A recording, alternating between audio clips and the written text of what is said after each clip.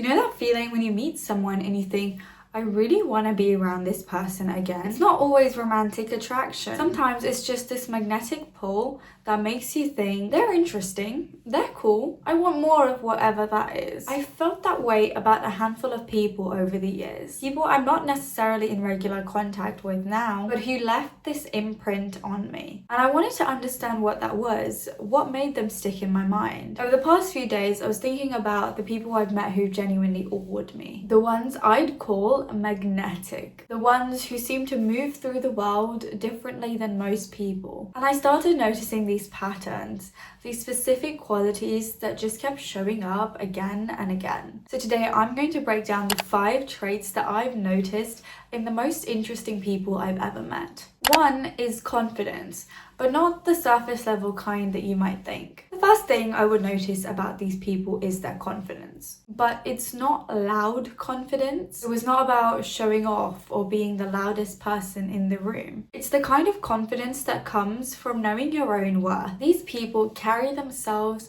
like they know exactly what they deserve and will not settle for less. There's a quiet certainty there. And the wild part about it is that I felt like that confidence was contagious. From a neuroscience perspective, this has a lot to do with mirror neurons. They're brain cells that fire both when you're performing an action and when you observe someone else perform the action. So when you're around someone who's genuinely confident and comfortable in their own skin, your brain actually mirrors that state. You start to feel more confident just by proximity, which is actually pretty cool. Everybody wants to feel that way. These interesting people, they tend to radiate this happiness that is impossible to not absorb. They're smiling, they're full of life, and somehow just looking at them forces a smile out of you. It's the energy you feel in their presence.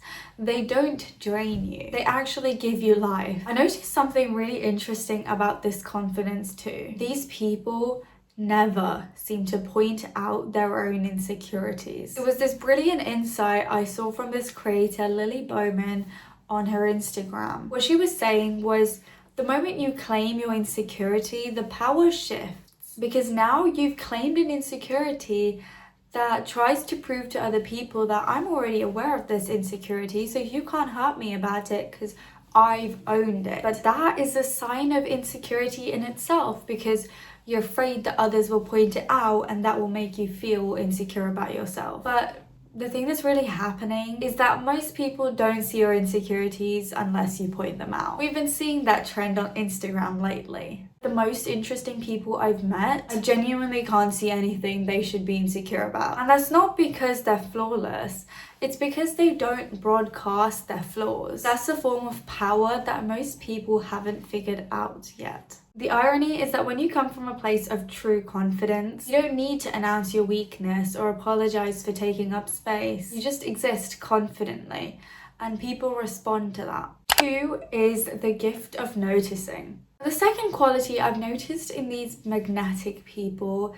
is that they have something I would call the habit of noticing. These people have almost a supernatural ability to see when someone's feeling out of place, excluded, or uncomfortable, and they do something about it. This connects to something psychologists call theory of mind, which is essentially the ability to understand that people have different thoughts, feelings, and beliefs compared to you. It sounds simple, but it's not universal. Some people go through life completely oblivious of the emotional states of the people around them. But these interesting people, they're attuned. They notice the quiet person in the corner of a room. They see the new person who doesn't know anyone. And instead of ignoring them, they actively include them. They make a point to bring them into conversation. They make them feel heard. Here's what separates this from people pleasing though. It's genuine empathy, not anxiety-driven behavior. People pleasers often act out of fear. They do nice things to avoid conflict or gain approval. But truly interesting people do kind things because they genuinely sympathize with what it feels like to be on the outside, and they don't want anyone else to feel that way. Most people don't go out of their way to help when they're comfortable. It's not cruel, it's just human. We see it in university flatmate friend groups, in long-standing school groups, and in social hierarchies everywhere.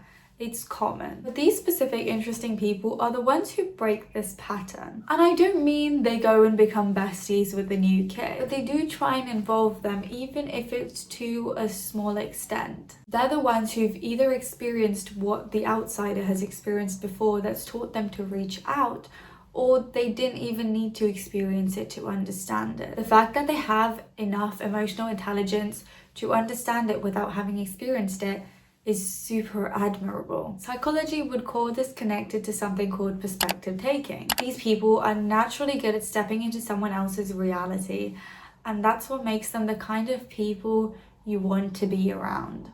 Number 3 is introspection, the right kind. This is where things get deeper. The interesting people I've met share a quality of being genuinely introspective, not in an excessive anxious way, not in a way of like constantly ruminating or overthinking, but in a way that they're aware, self-aware. They notice things beneath the surface, both in themselves and in others. This ties directly into emotional intelligence and metacognition, which is basically thinking about your own thinking. Psychologically, people with higher emotional intelligence have stronger activity in the prefrontal cortex, which is the part of your brain responsible for self-awareness and emotional regulation. They can actually observe their own thoughts and emotions without being completely consumed by them. What this looks like in practice is subtle but profound. These people notice when someone's lost their way, but they don't point it out harshly. Instead, they might say, "I'm here for you if you want help finding your way." They see someone struggling to belong, and instead of announcing it, they just include them more in the conversation. They notice things people might not want explicitly called out, and they respond to it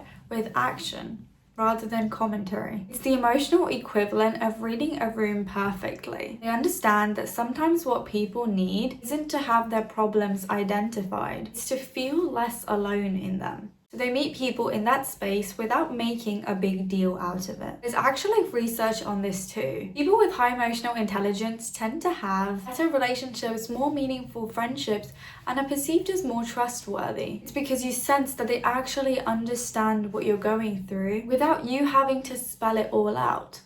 And that's deeply attractive as a quality. Number 4 is humility. This one's subtle, but it's everywhere in the most interesting people I've met. They don't seem to need credit. They do good things without expecting recognition. They're quietly cool in a way that requires no validation. Humble people aren't trying to constantly prove themselves. They're not collecting compliments to prop up their sense of self-worth. These interesting people are often more accomplished than they let on, but they don't need you to know it. They will do kind things without mentioning them later. They'll accomplish impressive things and somehow never bring it up. When you eventually find out about their achievements, it's even more striking because it came as a surprise. You didn't know they were that talented or accomplished because they didn't lead with it. What's happening here is authenticity. Genuinely more interested in who they are as a person than in how others perceive them. That's magnetic because it's so rare. Most people are unconsciously performing some version of themselves, trying to be liked or respected. Humble people have somehow freed themselves from that performance. It's also pretty linked to secure attachment, where people who feel secure in themselves don't need external validation to feel okay. Security is visible and it draws people in.